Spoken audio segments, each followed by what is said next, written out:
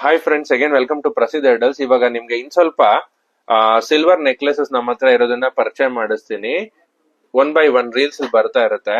ಇವಾಗ ನೋಡಿ, ನಿಮ್ಗೆ ತೋರಿಸಿರೋಂಥದ್ದು ರಾಮ್ ಪಟ್ಟಾಭಿಷೇಕ ಸಿಲ್ವರ್ ಪೆಂಡೆಂಟ್, ಸ್ಟೋನ್ಸ್ ಕುಂದನ್ನು, ಮೇಲ್ಗಡೆ ನಿಮ್ಗೆ ಹೂವಿನ ಮಾಲೆ ಕಾಣ್ತಿದೆ. ಇದು ಸುಮಾರು 8 ರಿಂದ 9 ಇಂಚ್ ಬರುತ್ತೆ. ಸೊ ನೀವು ಅರ್ಥ ಮಾಡ್ಕೊಳ್ಳಿ ಎಷ್ಟು ಲೆಂತ್ ಇರುತ್ತೆ ಅಂತ. ಇದು ಆಂಟಿ ಡಲ್ ಪಾಲಿಶಿಂಗ್ ಆಗಿರೋದ್ರಿಂದ ಗೋಲ್ಡ್ ತರಾನೇ ಕಾಣುತ್ತೆ ನೋಡೋದಿಕ್ಕೆ. ಸೊ ಇದ್ರಲ್ಲ ಇನ್ನೊಂದು ಮಾಡೆಲ್ ಇದೆ, ಇದು ಬಂದು ಡಲ್ ಫಿನಿಶಿಂಗ್ ಇರೋದು, ಮತ್ತೆ ಇದ್ರಲ್ಲಿ ಸ್ಟೋನ್ ವರ್ಕ್ಸ್ ಇದೆ. ಇನ್ನೊಂದು ಸ್ಟೋನ್ ವರ್ಕ್ಸ್ ಇಲ್ದಿರೋಂತ ತೋರಿಸ್ತೀನಿ. ಇದ್ರಲ್ಲಿ ಏನ್ ಸ್ಪೆಷಲ್ ಅಂದ್ರೆ ಶಂಕು ಚಕ್ರ ಇದೆ ಮಾಲೆ ಜಾಗದಲ್ಲಿ. ಅದ್ ಯಾವ ತರ ಕಾಣುತ್ತೆ ಅಂತ ನೋಡೋಣ ಬನ್ನಿ.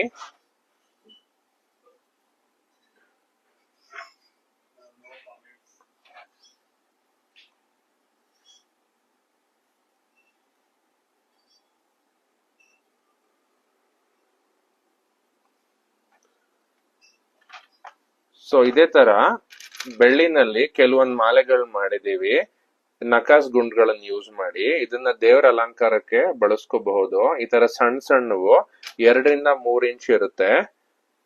ಬೇರೆ ಬೇರೆ ಡಿಸೈನ್ಸ್ ಇದೆ. ಇವೆಲ್ಲ ನಿಮ್ಗೆ ಆಲ್ಬಮ್ ನಲ್ಲಿ ಕಾಣುತ್ತೆ. ಆಲ್ಬಮ್ ಲಿಂಕ್ ನಿಮ್ಗೆ ಇದ್ರ ಕೊನೆಯಲ್ಲಿ ಕೊಟ್ಟಿರ್ತೀನಿ ಡಿಸ್ಕ್ರಿಪ್ಷನ್ ನಲ್ಲಿ, ಅದನ್ನ ಯೂಸ್ ಮಾಡಿ ಮಾಡ್ಕೋಬಹುದು. ಇಲ್ಲ DM ಮಾಡಿ ಲಿಂಕ್ ಕಳಿಸ್ತೀನಿ. ನೋಡಿ, ಇದನ್ನ ಅಷ್ಟಪಟಿ ಗುಂಡು ಅಂತ ಕರೀತಾರೆ. ತಾಳಿ ಸರಗಳಲ್ಲಿ ಈ ತರ ಅಷ್ಟಪಟಿ ಗುಂಡುಗಳು ತುಂಬಾ ಕಾಮನ್ ಆಗಿ ಕಂಡು ಬರುತ್ತೆ. ಕರ್ನಾಟಕ, ಮಹಾರಾಷ್ಟ್ರಗಳಲ್ಲಿ ಇದೆಲ್ಲ ತುಂಬಾ ಕಂಪಲ್ಸರಿ. ಇದ್ರದೇ ಮಾಲೆ, ಯಾಕಂದ್ರೆ ಕರ್ನಾಟಕದಲ್ಲಿ ಈ ತರ ಮಾಲೆಗಳನ್ನ ಒಂದಿರ್ಬೇಕು ಮನೆಯಲ್ಲಿ ಅಂತ ಹೇಳ್ತಾರೆ. ದೇವ್ರಗಳಿಗೆ ಇದನ್ನ ಉಪಯೋಗಿಸ್ಕೊಳ್ತಾರೆ.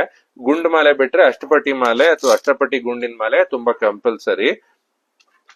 ಮತ್ತೆ ದೇವ್ರಿಗೆ ಹಾಕುವಂತ ಕಡಗಳು ಈ ತರದ್ ಮಾಡ್ತೀವಿ, ಆರ್ಡರ್ ಇದ್ರೆ ತಗೊಳ್ತೀವಿ.